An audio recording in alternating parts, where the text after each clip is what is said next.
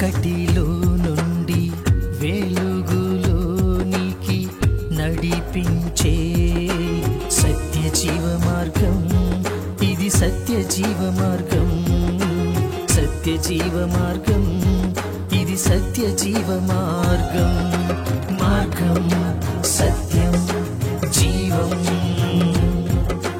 మార్గం సత్యం జీవం.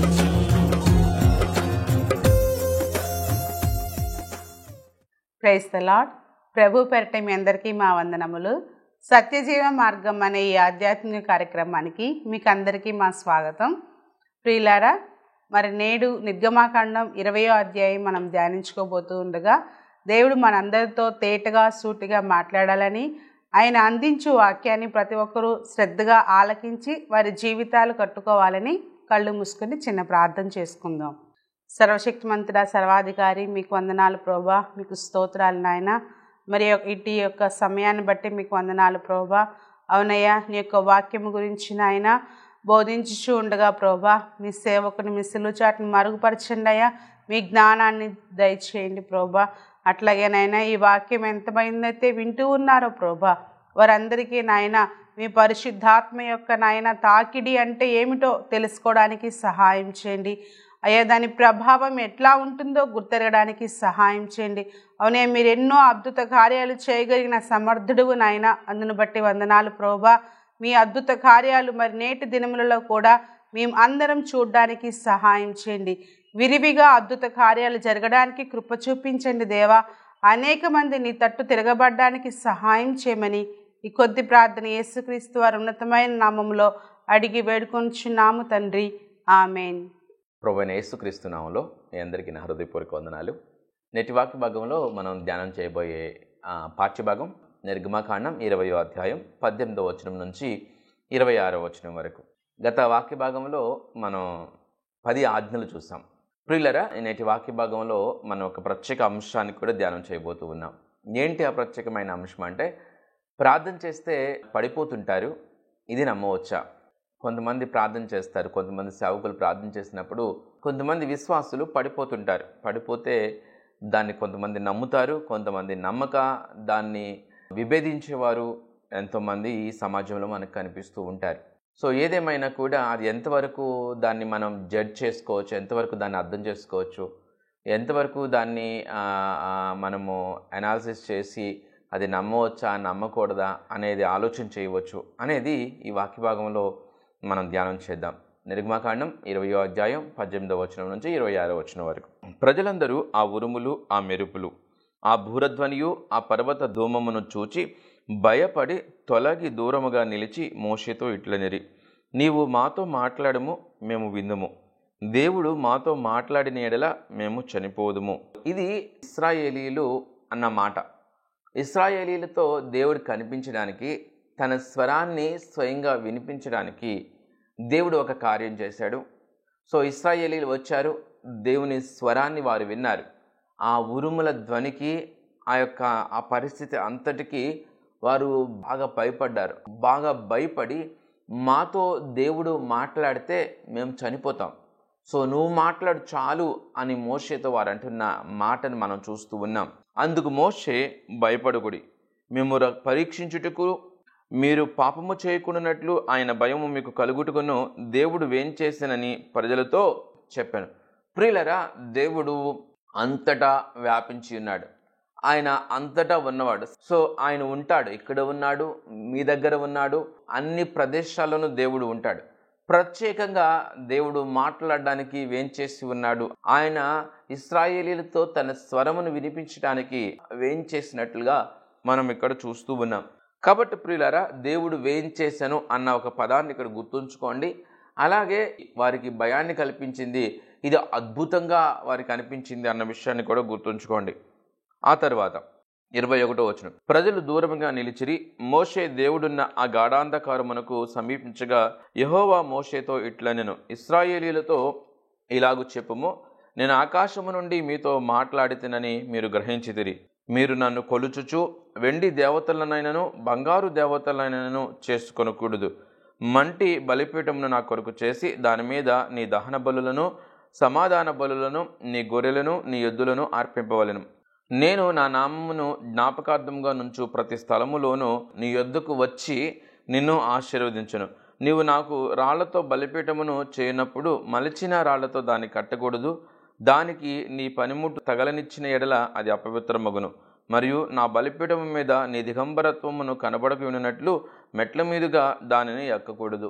సో అక్కడ దేవుడు వారితో మాట్లాడటం, వారికి కొన్ని నియమాలు వెల్లడి చేయటం. మీరు నన్ను కొలుచుచు వెండి దేవతలనైనను బంగారు దేవతలనైనను మీరు చేసుకొనకూడదు, మరలా విగ్రహారాధన చేసుకొనకూడదు, వాటికి నమస్కరించకూడదు అన్న విషయాన్ని సూటిగా దేవుడు ఇక్కడ చెప్పినట్లుగా మనం చూసాం. ఈ వాక్యం అంతటిలో కూడా ప్రత్యేకంగా ఉన్న విషయం ఏంటి అంటే, దేవుడు ఆ ఇశ్రాయేలీలతో మాట్లాడడానికి మరి దిగి వచ్చినప్పుడు, ఆ పర్వతం మీదకి దిగి వచ్చినప్పుడు ఆ ఉరుముల ధ్వనిని, ఆ యొక్క దేవుని సన్నిధిని, ఆ యొక్క ప్రత్యక్షతను వారు తట్టుకోలేకపోయారు. ఆయన అంతటా వ్యాపించి ఉన్న దేవుడైనప్పటికీ కూడా ప్రత్యేకంగా ఆయన వేంచేసును అన్న మాటను కూడా మనం ఇక్కడ చూస్తూ ఉన్నాం. ప్రియులారా, ఈ విషయాన్ని బట్టి వారికి దేవుని యొక్క ఉద్దేశం ఏంటి అని ఆలోచన చేస్తే, దేవుడు వారికి కనిపించడం, వారికి దేవుని స్వరాన్ని వినిపించడం ద్వారా వారు దేవునికి లోబడతారు అనేది దేవుని ఆలోచన. సో వారు భయపడి వారు దేవునికి లోబడతారు. సో దేవుడు తన ఉద్దేశాన్ని బయలుపరుస్తున్నారు. మీరు వెండి దేవతలనైనను బంగారు దేవతలనైనా చేసుకొనక మీరు నన్ను కొలుచువారుగా నా బిడ్డలుగా మీరు ఉండాలి అనే విషయాన్ని కూడా దేవుడు వారికి బయలుపరిచినట్లుగా మనం చూస్తూ ఉన్నాం. ప్రియులారా, దేవుడు మనల్ని రోబోలుగా చేయలేదు. దేవుడు మనల్ని స్వాధీనపరుచుకోవాలనుకోవట్లా. దేవుని యొక్క మహోన్నత్వాన్ని మనం అర్థం చేసుకుని, దేవుని గొప్పతనాన్ని అర్థం చేసుకుని, ఆయన యొక్క అద్భుతమైన శక్తిని అర్థం చేసుకుని, ఆయన ప్రేమను అర్థం చేసుకుని, ఆయనకి మనంతట మనము విధేయత చూపించి మనంతట మనము ఆయన పట్ల ప్రేమ కలిగి ఉండాలనేది ఆయన ఆలోచన. అంతేగాని మనల్ని స్వాధీనపరుచుకొని, మనల్ని వశపరుచుకొని ఆయన్ని ఆరాధించే ఒక సమూహంగా చేయాలనేది దేవుని ఆలోచన కాదు. అందుకనే దేవుడు ఆ ఇశ్రాయేలీలకి తనని తాను బయలుపరుచుకోవడానికి ఆయనే వేంచేసినట్లుగా మనం చూస్తూ ఉన్నాం. సో ఈ యొక్క నేటి సమాజంలో కూడా అనేక మంది దేవుని గురించి తెలుసుకోవాలి అంటే అద్భుత కార్యముల అవసరత ఉంది అని మనం అర్థం చేసుకోవాలి. అద్భుత కార్యముల అవసరత ఉంది. సో ఈ రీతిగా దేవుని యొక్క వాక్యాన్ని వెల్లడిపరుచుకుంటూ, దేవుని యొక్క వాక్యాన్ని విత్తుతూ, దేవుని యొక్క వాక్యాన్ని విస్తారంగా ప్రకటించడం ద్వారా సో ఎలాంటి ఉపయోగం ఉంటుందంటే, ఆల్రెడీ దేవుని రక్షణ పొందినవారు, దేవుని తెలుసుకున్నవారు, దేవుని దగ్గర స్వస్థతని పొందుకున్నవారు, దేవుని దగ్గర అద్భుతమైన కార్యాలను చూసిన వారు, సంఘముతో అనుసంధానం చేయబడిన వారు, వారు బలము పొందుకోవడానికి, వారు స్థిరంగా దేవునిలో నిలిచి ఉండటానికి, వారు ఆదరణ పొందుకోవడానికి, వారు దేవుని యొక్క స్వరాన్ని వినటానికి, దేవుని యొక్క చిత్తాన్ని తెలుసుకోవడానికి ఈ వాక్య బోధ చాలా ఉపయోగకరంగా ఉంటుంది.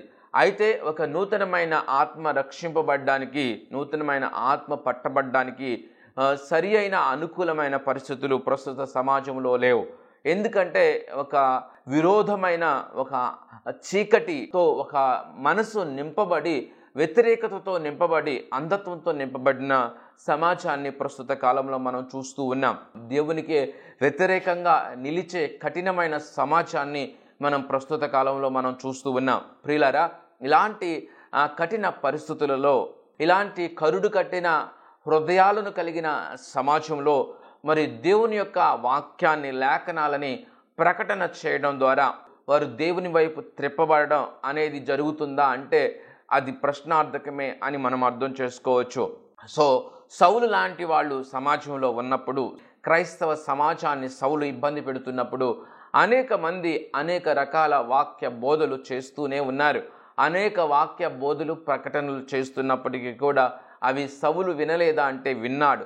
సౌలు విన్నాడు, కానీ సౌలు నమ్మింది ఏంటంటే తను నమ్మిన సిద్ధాంతాన్ని తను నమ్మి పట్టుకున్నాడు. తను నమ్మిన సిద్ధాంతమే వాస్తవమని, అదే సరి అయినదని, సో క్రీస్తు అనేది వాస్తవమైంది కాదని, క్రైస్తవ్యం అనేది తన యొక్క నమ్మిన సిద్ధాంతానికి వ్యతిరేకమైందని తను ఆలోచన చేసి, తన దేవునికి, తన యొక్క నమ్మిన సిద్ధాంతానికి తను మేలు చేస్తున్నానని భావించి ఏం చేశాడు అంటే క్రీస్తు సంఘాన్ని ఇబ్బందికి గురి చేశాడు. అనేక మందిని హింసించాడు, అనేక మందిని కొరడాలతో కొట్టాడు, అనేక మందిని మరి చాలా చాలా యాతనకు గురి చేసినట్లుగా సౌలు జీవితాన్ని మనం ఆలోచన చేస్తే అర్థమవుతుంది. అలాంటి సౌలు ఎప్పుడు దేవుని కొరకు మార్చబడ్డాడు, ఎప్పుడు దేవుని కొరకు పట్టబడ్డాడని మనం ఆలోచన చేస్తే దేవుడే కలుగు చేసుకున్నప్పుడు, దేవుడే సౌలు జీవితంలో ఒక అద్భుతాన్ని చేసినప్పుడు, ఒక ఆశ్చర్యమైన విషయాన్ని చేసినప్పుడు, దేవుడే స్వయంగా సౌలుతో మాట్లాడినప్పుడు సౌలు ఆ యొక్క అద్భుత కార్యాన్ని బట్టి దేవుని వైపు తిరిగినట్లుగా, పౌలుగా ఒక బహువిస్తారమైన పరిచర్యను చేసినట్లుగా మనం చూస్తూ ఉన్నాం.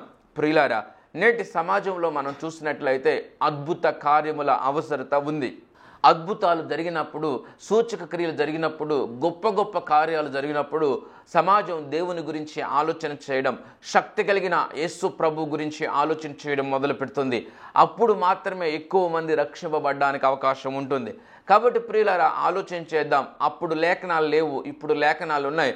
లేఖనాలు ఉన్నాయి కాబట్టి స్వస్థతలతో పని లేదు, లేఖనాలు ఉన్నాయి కాబట్టి అద్భుతములతో పని లేదు, లేఖనాలు ఉన్నాయి కాబట్టి వాటి అవసరత లేదు, లేఖనాల ద్వారా క్రీస్తు దేవుడు తనను తాను బయలుపరుచుకున్నాడు కాబట్టి వాటి అవసరత లేదు అని బోధించేవారు కొంతమంది, అభిప్రాయపడేవారు కొంతమంది ఉన్నారు. ప్రియులరా, అయినప్పటికీ కూడా మనం ఆలోచన చేస్తే అద్భుతముల అవసరత చాలా చాలా ఉంది.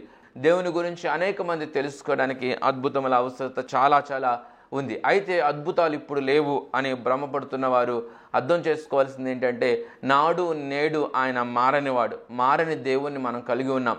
అప్పటికి ఇప్పటికీ బాగా చదువు ఎక్కువ అవుతుంది, ఎడ్యుకేషన్ ఎక్కువ అయ్యి మనిషి మరి పరిపరి విధాల ఆలోచన చేయడం మొదలెడుతున్నాడు. సో తనకి చాలామంది విశ్వసించేది ఏంటంటే, చక్కగా పరిశుద్ధంగా బ్రతకాలి, లేఖనాలను అర్థం చేసుకుని వాక్యానుసారమైన జీవితం జీవించడం చాలా ప్రాముఖ్యం అని భావించి వాక్యానుసారంగా జీవించేవాళ్ళు చాలామంది ఉన్నారు. అబద్ధాలు ఆడుకోకుండా నీతిగా యథార్థంగా జీవించేవాళ్ళు ఉన్నారు. చాలా సంతోషం. అది దేవునికి ఇష్టమైన బలియాగం. విరిగి నలిగిన హృదయము, పరిశుద్ధత ఆయనకి చాలా చాలా ఇష్టమైనవి. అది చాలా అంటే చాలా మేలుకరం. ప్రియులారా, అది మీ మట్టుకు గొప్ప మేలును మీకు అనుగ్రహిస్తుంది. అలాగే సమాజానికి కూడా కొంతవరకు అది ఎక్కువ మీ చుట్టుప్రక్కల మీ పరిసరాల్లో మీ వలన ఇంపాక్ట్ అయ్యేవారి వరకు అది చాలా మేలును కలుగు చేస్తూ ఉంటుంది. ఖచ్చితంగా దేవుడు మిమ్మల్ని మెచ్చుతాడు. బలా నా మంచి దాసుడు అంటాడు, నా హృదయానుసారుడు అని మీ గురించి దేవుడు సాక్ష్యం చెప్తాడు. ఇది చాలా అవసరం, ఇది చాలా చాలా అవసరం. ఇదే బాగా దేవునికి ఇష్టమైనది. అయితే ప్రియులారా, ఇది విశ్వసించి వాక్యానుసారంగా జీవించే సమూహం, వాక్యానుసారంగా కట్టబడే ఆత్మీయ జీవితాలు, వారు భావిస్తున్న భావన, వారు అభిప్రాయం ఏంటి అంటే, సో ఈ అద్భుతాలు, ఈ సూచక్రియలు ఇదంతా ఒక గోల, ఒక ట్రాష్, ఇది లేదు అని అభిప్రాయపడుతూ ఉంటారు. ప్రియులారా, ప్రార్థన చేసినప్పుడు పడిపోతుంటారు. ఇది నమ్మవచ్చా, నమ్మకూడదా, ఇలాంటి అద్భుతాలు అవసరమా, అవసరం లేదా, సో స్వస్థత అవసరమా, అవసరం లేదా అని ఆలోచన చేయడానికి ప్రయత్నం చేద్దాం. మార్కు సువార్తలో ఒక లేఖనాన్ని చూసి ముందుకు కొనసాగుదాం. మార్కు సువార్త 9వ అధ్యాయం 17వ వచనం. జనసమూహములో ఒకడు, బోధకుడా, మూగదయ్యము పట్టిన నా కుమారుణ్ణి నీ యొద్దకు తీసుకుని వచ్చి తిని, అది ఎక్కడ వానిని పట్టునో అక్కడ వానిని పడద్రోయును. అప్పుడు వాడు నురుగు కార్చుకుని పండ్లు కొరుక్కుని మూర్ఛిలును. దానిని వెళ్ళగొట్టుడని నీ శిష్యులను అడిగి తిని గాని అది వారి చేత కాలేదని ఆయనతో చెప్పాను. చూడండి, దయ్యం పట్టిన నా కుమారుణ్ణి నీ యొద్దకు తీసుకుని వచ్చి తిని అని యేసు ప్రభు దగ్గరికి వచ్చి ఒక తండ్రి చెప్తున్నాడు. ఇప్పుడు కొంతమంది చాలామంది అభిప్రాయపడేవారు ఏంటంటే, చాలా మంచి విశ్వాసులు, చాలా మంచి బోధకులు, చాలా చదువుకున్నవారు, వాక్యానుసారమైన జీవితం కలిగిన వారు, చాలా మంచివారు, వారు యథార్థవంతులండి. వాస్తవంగా వాళ్ళు నీతిపరులు, వాళ్ళు దేవునికి ఇష్టలు. చాలామంది వారు అభిప్రాయపడేది ఏంటంటే, దయ్యాలు పడటం ఏంటండి, దయ్యం పడటం ఏంటి, ఈ నూతన నిబంధనలో రాయబడిన ఈ మాటని విశ్వసించడం లేదా? సో ఆలోచన చేయండి, దయ్యాలు పట్టడం ఏంటండి, దయ్యం పడటం ఏంటండి అంటూ ఉంటారు. ఇక్కడ స్పష్టంగా క్లియర్గా రాయబడి ఉంది. సో దయ్యం పట్టిన తన కుమారుణ్ణి మరి తీసుకుని వచ్చారు. జనసమూహంలో ఒకడు, బోధకుడా, మూగదయ్యము పట్టిన నా కుమారుని నీ యొద్దకు తీసుకుని వచ్చేదని అది ఎక్కడ వానిని పట్టునో అక్కడ వానిని పడద్రోయును. అప్పుడు వాడు నురుగు కార్చుకొని పండ్లు కొరుక్కుని మూర్ఛిలును. ఇప్పుడు దీన్ని మనం ఎలా అర్థం చేసుకుంటామంటే, నురుగు కార్చుకోవడం, కొట్టుకోవడం, మూర్ఛలడం, మూర్ఛ అంటాం తెలుగులో, ఫిట్స్ని తెలుగులో మూర్ఛ అంటాం. సో ఇది మూర్ఛ అండి, ఇది ఫిట్స్ అండి, ఇది దయ్యం పడటం ఏంటి అని అంటూ ఉంటారు. అప్పటి కాలంలో క్లియర్గా బైబిల్లో స్పష్టంగా రాయబడిన మాటని మనం చూస్తున్నాం. దయ్యం పట్టిన నా కుమారుని నేను తీసుకుని వచ్చాను, అయితే నీ శిష్యులు దాన్ని వెళ్ళగొట్టలేకపోయారు అని చెప్పి ఆ తండ్రి యేసు ప్రభుతో మాట్లాడుతున్న మాటను మనం చూస్తున్నాం. అప్పుడు యేసు ప్రభు దాన్ని ఖండించాడా? ఇది దయ్యం కాదయ్యా అన్నాడా? లేకపోతే మరి ఇంకా ఏదైనా దాన్ని ఖండించినట్లుగా కానీ దాన్ని మరి ఏం చేశారు అనే విషయాన్ని మనం చూద్దాం తదుపరి వచనాల్లో. 19వ వచనం, అందుకైనా విశ్వాసము లేని తరము వారలారా, నేను ఎంతకాలం మీతో నుందును, ఎంతవరకు మిమ్మల్ని సహింతును, వారిని నా యొద్దకు తీసుకుని రండని వారితో చెప్పగా, శిష్యులతో అంటున్నాడు, విశ్వాసము లేని తరము వారలారా అంటున్నాడు. ఆయనతో ఉండి ఆయన చేస్తున్న కార్యాలను చూస్తున్న శిష్యులను అలాంటి వారితో దేవుడు అంటున్న, విశ్వాసము లేని తరము వారలారా నా యొద్దకు తీసుకుని రండి, ఎంతకాలం నేను మీతో ఉంటాను, నేను ఎంతకాలం మీతో ఉంటాను, విశ్వాసం మీకు రావాలి కదా అని చెప్పి ఆ యొక్క కుమారుని నా దగ్గరకు తీసుకుని రండి అని వారితో చెప్పగా, 20వ వచనం, వారాయన యొద్దకు వానిని తీసుకుని వచ్చిరి. దయ్యము ఆయనను చూడగానే వాణ్ణి విలవిలలాడించిన గనుక వాడు నేలపడి నురుగు కార్చుకొనుచు పొరలాడుచుండెను. చూడండి, యేసుప్రభు దగ్గరికి తీసుకుని రాగానే ఆ కుర్రోడు కింద పడి నురుగు కాచుకుంటూ పొరలాడుతున్నాడు. సో ఈ పొరలాడటం కూడా ఇప్పుడు కొంతమంది సేవకులు ప్రార్థన చేస్తున్నప్పుడు కానీ ఆయా ప్రాంతాలకి ఈ వ్యక్తులను తీసుకువెళ్ళినప్పుడు కానీ వారు కూడా పొరలాడటం చూస్తూ ఉంటాం. ఆ సేవకుడు దేవుని ఆత్మ చేత నింపబడినప్పుడు, దేవుని యొక్క ఆత్మ వరం చేత నింపబడినప్పుడు ఆ ప్రదేశంలోనే దేవుని సన్నిధి ఉందా? అంతటా కూడా దేవుని సన్నిధి ఉంటుంది కదా, ఈ సమాజం అంతటా కూడా దేవుని యొక్క ఉనికి ఉంటుంది కదా, అక్కడే ఉందా అంటే అక్కడ ఖచ్చితంగా ప్రత్యేకింపబడిన ప్రదేశంగా ఉంటుంది ప్రియులారా, ప్రత్యేకింపబడిన స్థలంగా ఉంటుంది. సో అక్కడికి వెళ్ళినప్పుడే ఇక్కడే పొరలాడుతున్నారా అని అనిపిస్తూ ఉంటుంది. చూడండి, ఇక్కడ యేసు ప్రభు దగ్గరికి తీసుకువెళ్ళంగానే వెంటనే ఆ పిల్లవాడిలో ఒక మార్పు కలుగుతుంది. ఏంటి ఆ మార్పు అంటే, తనలో ఉన్న దయ్యం తనని పడేసినట్లుగా, అది పొరలాడుతున్నట్లుగా మనం చూస్తూ ఉన్నాం. సో ఇప్పుడు ఇలాంటి యాక్టివిటీసు ఇప్పుడున్న సమాజంలో గాన ఎక్కడన్నా జరుగుతున్నాయి అనుకోండి, ఏ చర్చిలో అన్నా ఏ సేవకుని దగ్గర జరుగుతున్నాయి అనుకోండి, పలానా ఇతర సేవకులు అంటూ ఉంటారు, అలా పొరలాడటం ఏంటండి, అలా లేకపోతే అలా చేయడం ఏంటండి, అలా చేయాల్సిన అవసరం ఏముందండి, అది ఎక్కడ వాక్యానుసారమైన జీవితం అండి, అదేమైనా వాక్యానుసారమైన బోధ అండి, లేకపోతే అది ఎక్కడ వాక్యానుసారమైన పరిస్థితి అండి, అది లేఖనాలకు విరుద్ధం అండి, అది భ్రమపరిచే ఆత్మ అండి, అది దురాత్మలండి, అది ఇంకేదో వారు పూర్తిగా అంతా అర్థం చేసుకున్నట్లుగా, బైబిల్ అంతా వారు పాండిత్యం పొందిన వారిలాగా, బైబిల్ అంతా బాగా తెలిసిన వారుగా, దేవుని గురించి పరిపూర్ణంగా అర్థం చేసుకున్న వారుగా, ఇక వారికి అంతా తెలుసు అన్నట్లుగా వారు దాన్ని వెల్లడి చేసేస్తూ ఉంటారు. ఏదేమైనా ప్రియులారా, ఒకటి మనం అర్థం చేసుకోవాల్సింది, మనకి ఎవరికి కూడా పూర్తిగా నాకు దేవుని గురించి తెలుసు అనుకోవడం అవివేకం. దేవుని గురించి పూర్తిగా మనిషి అర్థం చేసుకోలేడు. దేవుని గురించి మనకి ఎంతవరకు తెలియాలో అంతవరకే తెలియపరిచేటట్టు దేవుడు చేశాడు.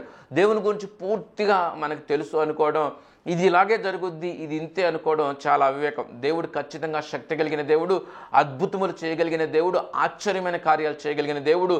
నిన్ను నీవు తగ్గించుకుని, నిన్ను నువ్వు రిక్తునిగా చేసుకుని ఆయనకి నువ్వు అప్పు చెప్పుకుంటే దేవుడు అద్భుతంగా వాడుకుంటాడు. ఆత్మవరాలు నువ్వు అపేక్షిస్తే దేవుడు నీకు ఇస్తాడు. ఏదేమైనా కూడా అలాంటి సేవకుల దగ్గర అలాంటి కార్యాలు జరుగుతున్నప్పుడు దాన్ని విభేదించేవాళ్ళు, దాన్ని తప్పుపట్టేవాళ్ళు చాలా మంది సమాజంలో కనిపిస్తున్నారు. ఇక అలా చేయకూడదు. ప్రస్తుత సమాజానికి అద్భుత కార్యాలు, ఆశ్చర్యమైన కార్యాలు అవసరం ఉంది. ఆత్మ నింపుదల, పరిశుద్ధాత్మ తాకిడి అవసరం. ఎందుకంటే సౌలు విషయంలో దేవుడు కలుగు చేసుకున్నప్పుడు మాత్రమే సౌలు దేవుని వైపు తిరిగాడు. కానీ అంతకుముందు ఎన్ని వాక్య లేఖనాలను తను విన్నప్పటికీ, తన చెవిలో ఎన్ని వాక్య లేఖనాలు పడినప్పటికీ, వాక్యాలు తన చెవిలో ఎన్ని పడినప్పటికీ, క్రీస్తుకు విరోధంగా తన సిద్ధాంతమే సరియైన సిద్ధాంతం అని నమ్మి తన సిద్ధాంతానికి విభేదిస్తున్న క్రీస్తు సిద్ధాంతాన్ని, క్రైస్తవులని హింసించాడు సౌలు. ప్రియులరా, ఇలాంటి సౌలులు ఈనాటి సమాజంలో ఎంతోమంది ఉన్నారు. వారు కూడా క్రీస్తుతో తిరగాలి అంటే దేవుడు చేసే అద్భుతాలు జరగాలి. దేవుడు చేసే అద్భుతాలు జరగాలంటే మనలో అలాంటి విశ్వాసము, అలాంటి ఆశ, అలాంటి అపేక్ష మనకు రావాల్సిన అవసరం ఉంది. ప్రియులారా, ఇక్కడ ఆలోచన చేస్తే ఆ కొడుకుని యేసుప్రభు దగ్గరికి తీసుకురాగానే అంట పడిపోయాడు. వాడిలో ఉన్న కుమారుల్లో ఉన్న దయ్యం చూడగానే వాడిని విలవిలలాడించను కనుక వాడు నేలపడి నురుగు కార్చుకొనుచు పొరలాడుతుంటారు కొంతమంది. అవి అనేక రకాల దురాత్మ శక్తులు అవ్వచ్చు. అవి కుటుంబాన్ని విచ్ఛిన్నం చేసి విభేదించి కుటుంబంలో లేనిపోని గలిబిలు తీసుకొచ్చే దురాత్మలు అవ్వచ్చు. అవి వ్యాధులకు సంబంధించిన, ఇతనికి మూర్ఛకు సంబంధించిన దయ్యం ఇది, లేకపోతే వేరొక దురాత్మలు అయి ఉండొచ్చు, లేకపోతే ఆ పరిపరి విధాల దురాత్మలు అయి ఉండొచ్చు. ఒక్కొక్కసారి ఒక్కొక్కలాగా మనం అర్థం చేసుకుంటూ ఉంటాం. ఈ యొక్క మూర్ఛకి ఒకప్పుడు పేరు లేకపోవచ్చు, ఇప్పుడు పేరు ఉండొచ్చు. ఒకప్పుడు దీనికి ఈ మూర్ఛ రావడానికి పలానా కారణం అని ఉండొచ్చు, తర్వాత ఈ కారణాన్ని అర్థం చేసుకుని ఉండొచ్చు. సో ఒకప్పుడు ఆడపిల్ల మగపిల్లోడు పుడటానికి కారణం వాతావరణంలో ఉన్న వేడి, అలాగే తల్లి గర్భంతో ఉన్నప్పుడు మొదటి రోజుల్లో ఉన్న తల్లి మానసిక పరిస్థితిని బట్టి, అలాగే వాతావరణ పరిస్థితులను బట్టి ఒక బిడ్డ ఆడగా మగగా ఉద్భవిస్తుంది గర్భంలో అని చెప్పేవాళ్ళు పాత కాలంలో. తర్వాత 16వ శతాబ్దానికి సుమారుగా ఆ టైంకి వచ్చేపాటికి వై క్రోమోజోమ్ ఎక్స్ క్రోమోజోమ్ అని కనుక్కున్నప్పుడు అప్పుడు ఈ యొక్క వై క్రోమోజోమ్ అనేది స్పెసిఫిక్గా మగపిల్లలు పుట్టడానికి కారణమయ్యే జన్యువు అని చెప్పి నిర్ధారించారు. అంతకు ముందు శాస్త్రవేత్తల ఆలోచన వాతావరణ పరిస్థితులను, ఆ తర్వాత ఇదని. అలాగే మనిషి ఈ శాస్త్రాన్ని అర్థం చేసుకోవడానికి మనిషి కనిపెట్టే విషయాలు చాలా ఉంటాయి. ఇది మూర్ఛ అంటాడు, ఇది మైగ్రేన్ అంటాడు, ఇది డయాబెటీస్ అంటాడు, ఇది హార్ట్ స్ట్రోక్ అంటాడు, చాలా రకాలుగా అనుకుంటారు. దేవుడు అద్భుతం చేయాలనుకుంటే దేవుడు అద్భుతం చేయగలడు. సో ఇక్కడైతే మరి ఇప్పుడు మనం మూర్ఛ అనుకుంటున్నాం, అప్పుడు అది ఎంత క్లియర్గా రాయబడి ఉంది. ఏదేమైనా ఆ దయ్యము అతనిలో నుంచి దేవుని చూసినప్పుడు ఆ కుర్రాడిని పడేసి విలవిల్లాడించింది. దయ్యం ఆయన చూడగానే ఆ విలవిల్లాడించింది కనుక వాడు నేలపడి నురుగు కార్చుకొని పొరలాడుచుండెను. 21వ వచనం. అప్పుడు ఆయన ఇది వీనికి సంభవించి ఎంతకాలమైనదని వాని తండ్రిని అడుగగా అతడు బాల్యము నుండియే అది వాని నాశనం చేయవలనని తరచుగా అగ్నిలోను నీళ్ళల్లోనూ పడద్రోయును. ఏమైనాను నీ వలన అయితే మా మీద కనికరపడి మాకు సహాయము చేయమనెను, మాకు సహాయం చేయయ్యా అని యేసు ప్రభువుని అడుగుతున్నాడు. అందుకు యేసు నమ్ముటి నీ వలనైతే నమ్మవానికి సమస్తము సాధ్యమే అని అతనితో చెప్పాను. నమ్ముటి నీ వలనైతే నమ్మవానికి సమస్తం సాధ్యమే అని ఆయనతో చెప్పాను. ప్రియులారా, నమ్మాలి. దేవుణ్ణి ఎంతగా నమ్ముతామో, ఏ రీతిగా నమ్ముతామో అలాంటి అద్భుతమైన కార్యాలను మనం చూడగలుగుతాం. ఈ సమాజంలో అలాంటి అద్భుత కార్యములు జరిగినప్పుడు క్రీస్తు విరోధులు కూడా క్రీస్తు కొరకు మార్చబడడానికి అవకాశం ఎక్కువ ఉంటుందండి. ఆలోచన చేసి అర్థం చేసుకోవడానికి ప్రయత్నం చేయండి. ఖచ్చితంగా అద్భుత కార్యములు, అప్పుడు జరిగిన అద్భుత కార్యములు ఇప్పుడు కూడా జరుగుతాయి. ఇప్పుడు జరగాల్సిన అవసరత ఉంది. సో వెంటనే ఆ చిన్నవాని తండ్రి నమ్ముచున్నాను, నాకు అపనమ్మకము లేకుండా సహాయం చేయమని బిగ్గరగా చెప్పాను. నమ్ముతున్నాను ప్రభువా, నాలో అపనమ్మకం రాకుండా నువ్వే సహాయం చేయి. ఎంత తెలివైనోడండి తండ్రి. నమ్ముటి నీ వలనైతే కార్యం జరుగుద్దయ్యా అని దేవుడు అంటే, అపనమ్మకం లేకుండా కూడా నువ్వే నాకు సహాయం చేయి అంటున్నాడు. సో ఏదేమైనా కూడా మొత్తానికి కార్యం చూడాలనే ఒక క్లారిటీతో, కార్యం చూడాలనే ఒక స్థిరమైన నిర్ణయంతో తండ్రి ఉన్నట్లుగా మనం అర్థం చేసుకుంటూ ఉన్నాం. జనులు గుంపు కూడి తన యొద్దకు పరిగెత్తుకుని వచ్చుట యేసు చూచి, మోగవైన చెవిటి దయ్యమా వానిని వదిలిపొమ్ము, ఇక వానిలో ప్రవేశింపవద్దని నీకు ఆజ్ఞాపించుచున్నానని చెప్పి ఆ పవిత్రాత్మను గద్దించును. అప్పుడు అది కేక వేసి వానినెంతో విలవిలలాడించి వదిలిపోయాను. అంతటా వాడు చచ్చిన వాని వలె ఉండెను గనుక అనేకులు వాడు చనిపోయిననిరి. చూడండి, ఆ దయ్యంని వదిలి పొమ్మని దేవుడు అంటే అది ఏమైందంట, అతను చచ్చిన వాడిలాగా పడిపోయాడంట. చచ్చిన వాళ్ళ పడిపోతే అక్కడున్న వాళ్ళందరూ కూడా ఆ కుర్రోడు చచ్చిపోయాడు అనుకున్నారంట. ఆ తర్వాత అయితే యేసు వాడిని చేపట్టి వాడిని లేవనెత్తగా వాడు నిలవబడిన. ఇది అప్పుడు జరిగిన కార్యం. సో ఇదంతా కూడా అంటే కింద పడి పొరలాడిన సందర్భం. యేసుప్రభు దగ్గరికి ఆ కుర్రోడిని తీసుకొచ్చినప్పుడు వానిలో ఉన్న దయ్యం యేసుప్రభుని చూసంట ఆ కుర్రోడిని కింద పడేసి పొరలాడాడు చూసాం.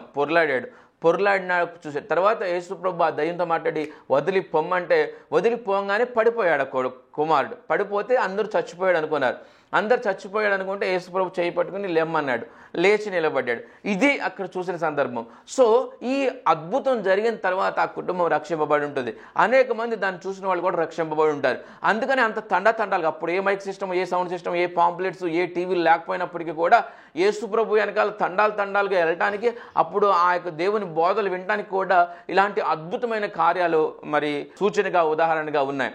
కాబట్టి అద్భుతములు జరుగుతాయా అంటే ఖచ్చితంగా జరుగుతాయి, ఖచ్చితంగా జరగాలి. అద్భుతం జరగబట్టే సౌలు పౌలుగా మారాడు, సౌలు పట్టబడ్డాడు. సౌలు తన సిద్ధాంతం కరెక్ట్ అనుకుని క్రైస్తవుల్ని విభేదించి క్రైస్తవుల్ని హింసించిన సౌలు మారటానికి కారణం అద్భుతమే. అంతకుముందు లేఖనాలు చాలా విన్నాడు, చాలా వాక్యాలు విన్నప్పుడు కూడా తన సిద్ధాంతమే కరెక్ట్ అని, వీడు బోధించేది తప్పని అనుకున్నవాడు దేవుడు కలుగ చేసుకుని అద్భుతం చేసినప్పుడు ఆ అద్భుతాన్ని చూసి సౌలు మారాడు. కాబట్టి ప్రస్తుత కాలంలో కూడా అద్భుతాలు అవసరం. పడిపోవడం గురించి కానీ, కింద పడి పొరలాడుతున్న గురించి కానీ, వీటి గురించి తప్పుగా భావించడం కానీ, వాటిని విభేదించి తప్పుడు బోధలు చేయడం కానీ అది సరి అయింది కాదు.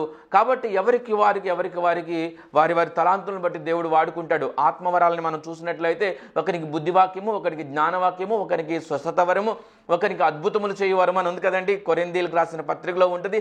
కాబట్టి కొంతమందికి బుద్ధివాక్యాన్ని బోధించే వరం ఇస్తాడు దేవుడు, కొంతమందికి జ్ఞానవాక్యాన్ని బోధించే వరం ఇస్తాడు, కాబట్టి కొంతమందికి స్వస్థతలు చేసే వరం ఇస్తాడు, కొంతమందికి అద్భుతములు చేసే వరం ఇస్తాడు. సో ఏ సావుకుని ఎవరిని మనం తప్పుపట్టాల్సిన అవసరం లేదు. వారి యొక్క దేవునితో ఉన్న అనుబంధాన్ని బట్టి, దేవుని నుంచి వారు ఆశించే దాన్ని బట్టి, వారికి ఉన్న ఆశను బట్టి ఆత్మవరాలను అపేక్షించుడి, మరి ఎక్కువగా భాషల వరాన్ని కూడా దేవుడు అపేక్షించమని, ప్రవచన వరాన్ని అపేక్షించమని కూడా దేవుడు చెప్తున్నాడు. ఈ ప్రవచనాలు లేవు, భాషలు లేవు, ఈ అద్భుతాలు లేవు, ఈ పడిపోవడం ఏంటి, ఈ పొరలాడటం ఏంటని అనేక మంది అభిప్రాయపడే వారందరూ కూడా అర్థం చేసుకోవాల్సింది ఏంటంటే ఇవి వాస్తవం. దేవుడు అద్భుతాలు చేయగలిగిన వాడు, గొప్ప కార్యాలు చేయగలిగిన వాడు. దేవుని కార్యాలు ప్రస్తుత కాలంలో చాలా అవసరం. అయితే వీటన్నిటికీ మించి పరిశుద్ధంగా జీవించడం, యథార్థంగా జీవించడం, నీతిగా జీవించడం మరి ప్రాముఖ్యం. ఎన్ని అద్భుత కార్యాలు చేసినా, ఎన్ని స్వస్థత కార్యాలు చేసినా, ఎన్ని దయ్యాలను వెళ్ళగొట్టినా వాక్యానుసారమైన జీవితం లేకపోతే అక్రమము చేయవాడ మీరు ఎవరు నేను ఎరుగనని దేవుడు అంటాడు. ఉంది కదా, అది మనకి చాలా అవసరం. వాక్యానుసారమైన జీవితం అవసరం. దేవుని అద్భుత కార్యాలు ఉన్నాయండి, వాటిని విభేదించొద్దు. వాక్యాలను అర్థం చేసుకుందాం. మరి ఒకసారి వీలైతే ఈ యొక్క సబ్జెక్ట్ మీద మనం మాట్లాడటానికి, విశ్లేషణ చేయడానికి ప్రయత్నం చేద్దాం. దేవుడు మనందరినీ దీవించి ఆశీర్వదించును గాక. ఆమేన్. ప్రార్థన చేసుకుందాం ప్రియులారా.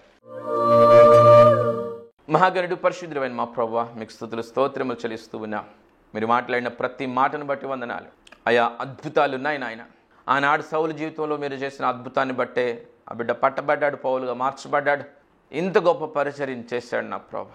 నేటి సమాజంలో నాయన అనేక మంది సేవకుల్ని అద్భుతాలు చేయడానికి మీరు వాడుకుంటున్నారు, మీకు వందనాలు అయా. ఇదిగో మిమ్మల్ని అర్థం చేసుకోవడానికి మీ దగ్గర నుంచి ఆత్మవరాలను మేము అపేక్షించడానికి మాకు సహాయం చేయండి అయా. ప్రస్తుత సమాజంలో అనేక అద్భుత కార్యాలను మీరు జరిగించండి నాయన, గొప్ప కార్యాలను మీరు జరిగించండి నాయన. ఇదిగో నాయన, మీ కృపతో కూడిన కార్యాలను జరిగించండి నాయన అయా. మీ సహాయం దయచేయండి నాయన, మీరు తోడుగా ఉండండి నా ప్రభువా తండ్రి. మీ సహాయం దయచేసి, మీ కృప దయచేసి అయా. ఈ సమయంలో ఎంతమంది బలహీనులుగా ఉన్నారో వారిని మీ గాయపడిన స్తుతితో ముట్టి బలపరచమని ప్రభువును ప్రియరక్షకుడైన యేసుక్రీస్తు నామములో ప్రార్థించి వేడుకొంచున్నాము నా తండ్రి. ఆమేన్. దేవుడు మనందరిని దీవించి ఆశీర్వదించును గాక. ఆమేన్. ప్రియమైన సహోదరి సహోదరులారా, మీకు నా హృదయపూర్వక వందనాలు తెలియజేస్తున్నాను. మీ ఆత్మీయ జీవితం ఎలా ఉంది? ఈ జీవన పయనంలో ఎదురయ్యే శోధనలలో విజయం పొందుకుంటున్నారా? మంచిది. మనం శోధనలను సహించి విజయం పొందటం ద్వారా మన పరలోకపు తండ్రి ఎంతో సంతోషిస్తారు. ప్రార్థనకు, వాక్య ధ్యానానికి, పాటలతో ప్రభువును స్తుతించటానికి నీవు ఖచ్చితంగా ప్రతిరోజు సమయం కేటాయించాలి. అప్పుడే నీవు లోకంలో ఉంటూనే నిష్కలంకంగా జీవించగలవు. చెట్టు మంచిదైతే విత్తు మంచిదవుతుంది. యథా రాజా తదా ప్రజ. మంచి కాపరిని కలిగిన మందలు ధన్యమైనవి. చిన్న కుటుంబం చింతలు లేని కుటుంబం. పెద్ద సంఘం కావాలి అని కాదు, మంచి సంఘం కావాలి అనుకోవాలి. అట్టహాసాలకి, ఆడంబరాలకి, ఆటపాటలకి ఆకర్షితులు కాక ప్రభువుకు సంపూర్ణ విధేయత చూపిస్తూ మంచి నడవడిక, మంచి సాక్ష్య జీవితం, మంద పట్ల బాధ్యత కలిగిన కాపరిని ఎంచుకోవాలి. ఆ సంఘంతోనూ ఆ సేవకునితోనూ తద్వారా ప్రభువుతో అంటుకట్టబడి ఉండాలి. మీ కష్టార్జితం, మీ దశమ భాగాలు మీరు సంతోషంగా దేవునికి కానుక ఇవ్వాలనుకున్నప్పుడు వాటిలో శ్రేష్టమైనవి, అత్యధికమైనవి మీ సంఘ కాపరికి మాత్రమే ఇవ్వాలి. మంద కాచేవాడు మంద పాలుకి అర్హుడు. ఎక్కడో ఉండే టీవీ వర్తమానికుడు ఎంతవరకు నీ మంచి చెడ్డ పట్టించుకోగలడు? ఎంతవరకు నీ యోగక్షేమాలు పట్టించుకోగలడు? నీ కన్నీరు చూడగలిగేది, నిన్ను పట్టించుకోగలిగేది, నీవు ఆశీర్వదింపబడితే సంతోషించేది నీ సంఘ కాపరి మాత్రమే. నీ సంఘ కాపరిని సంతోషపరచు, ఘనపరచు. ఆయన కంటనీరు రాకుండా చూసుకోవాలనే కోరిక నీవు కలిగి ఉంటే ప్రభువు సమస్తం చూస్తూ ఉన్నాడు. ప్రభు సేవలో మీ జోసెఫ్ సుశీల్.